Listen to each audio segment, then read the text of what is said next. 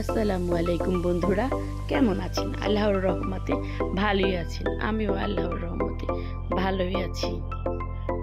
আজকে আপনাদের সাথে একটা কচু শাকের পাতার রেসিপি শেয়ার করব।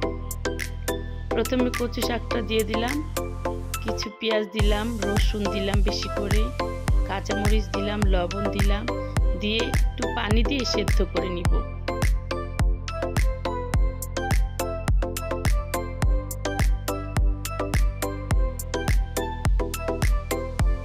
তারপর ভালো করে পানি সেদ্ধটা করে পানিটা একবার শুকিয়ে ফেলবো।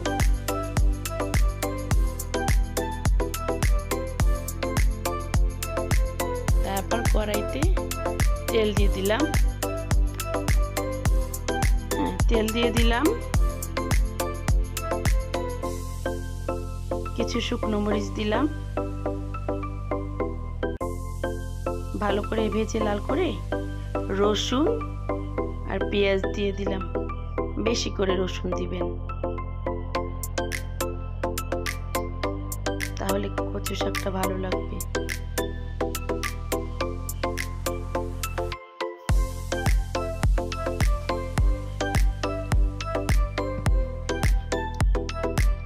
লাল করে ভেজে কিছু কালো জিরে দিয়ে দিলাম। কালো জিরেটা ভালো করে ভেজে